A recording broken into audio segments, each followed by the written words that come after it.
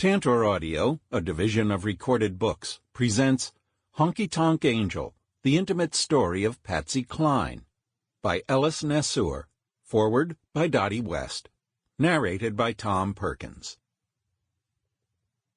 Foreword.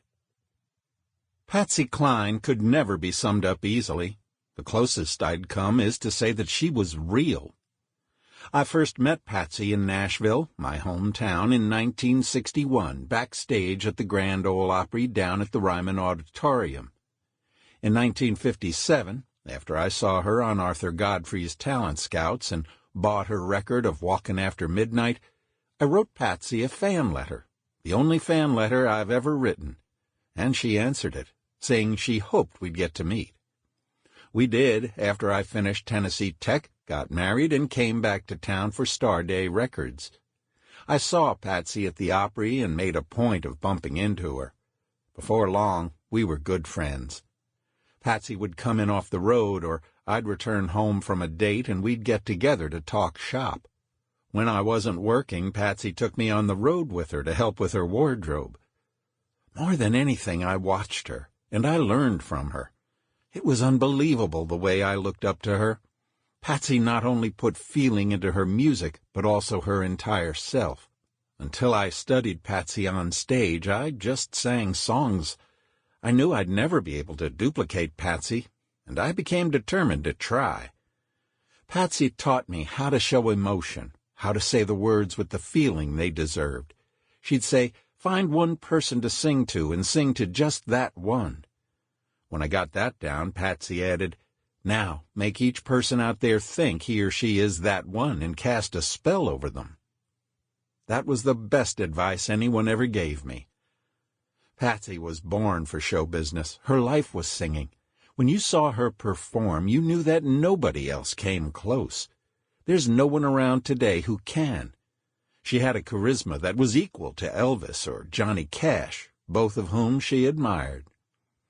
She wasn't just good. Patsy was sensational. I wish more of her had rubbed off on me. When she sang a ballad, a real tear-jerker, and you'd see her crying, Patsy wasn't faking. She was into her music that much. She knew how to touch an audience. Patsy sang with such heart and feeling. Nobody could sing the blues like Patsy.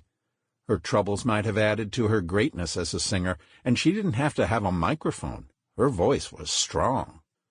By the end of her set, she'd have the audience so wound up they were on their feet. She said, when you depend on the public for your future, you must be real with them. She enjoyed the recognition of stardom. When it came, she said, damn, it's about time I've paid my dues. She loved signing autographs and posing with her fans for pictures.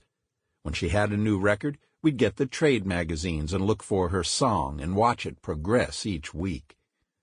Like everyone, she had ego, but what amazed me was how she wasn't afraid of competition. She knew how good she was and encouraged all of us. Patsy had a heart of gold off stage. She was always giving to all of us just starting out. The stories are endless. She gave advice, food, clothes, costumes, furniture. Once when she noticed I didn't have anything special to wear around the house before going to bed, she bought me a bright royal blue robe. It was the most gorgeous robe I ever owned. I lost it when my house burned. About the only thing I saved was the scrapbook Patsy gave me the year before she was killed. We were crying over the trying times in the business and the ones our men put us through, and she suddenly said, Hoss, I want you to have these. When I got home, I was leafing through the clippings and mementos, and a check for $75 fell out with a note saying, I know you've been having a hard time. It was the money we needed to pay the rent. In the era we came up through, the women singers didn't have the clout or the money-making potential they do today, and these were women who were stars in their own right. We were mainly used for window dressing. Patsy broke the boundaries. Her massive appeal proved women without men by their side could consistently sell records and draw audiences. Patsy was bright. If anyone thought differently, they were in for a surprise. She made the men, singers, musicians, record executives, promoters, respect the success she achieved. She was outspoken for our time. You never had to guess or read between the lines with her. You always knew where you stood. If you were her friend, she'd step in front of a locomotive to save you. Patsy could be soft and feminine, but she could hold her own against any man. It was common knowledge that you didn't mess with the Cline. If you kicked her, she'd kick right back. Patsy's voice was a unique one in the late 50s, when her impact was first felt. She didn't birth the new Nashville sound, but followed close on the heels of Jim Reeves and Eddie Arnold in bringing it out of diapers. Hers were the first country females' records to cross over into pop. She was discovered by an audience that most likely never would have found time to listen to our music. Patsy was always so full of joy, on the outside. On the inside, she dealt with a lot of hurt and unfulfilled promises. She brought everyone such happiness. The saddest thing to me was that Patsy never found it in her own life, except in her children. She worked so hard and was a star, I mean a really big star, 3 years. I recall Patsy's last date in Kansas City as if it were yesterday. We shared a dressing room for the benefit concert.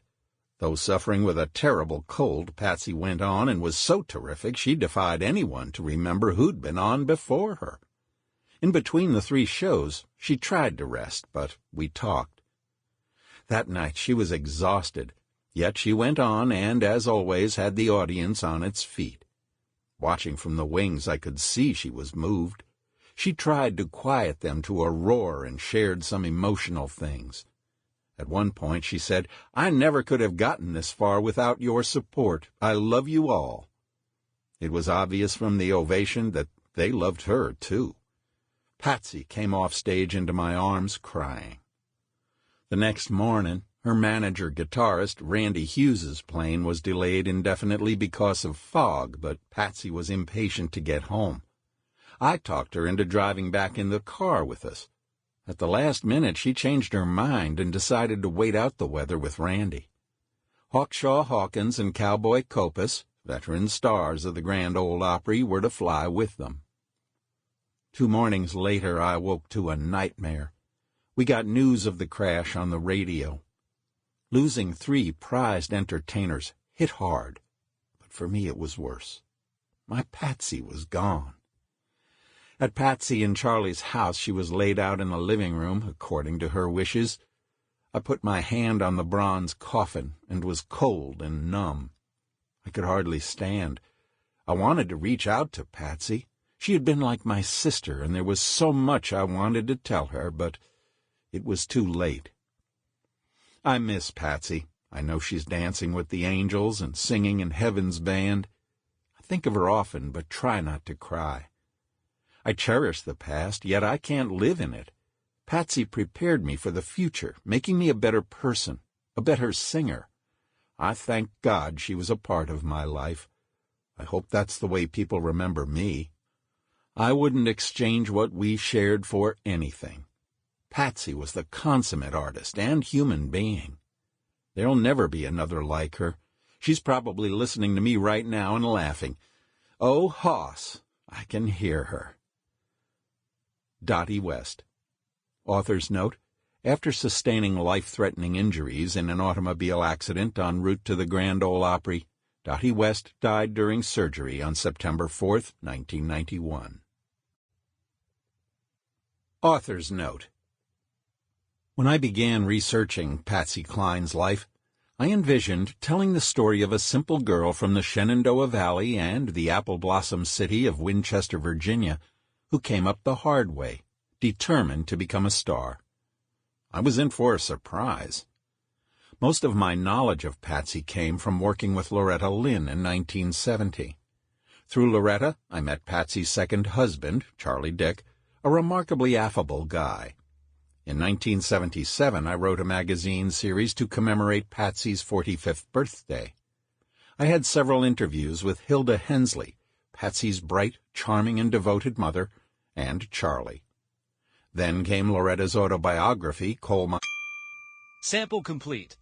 Ready to continue?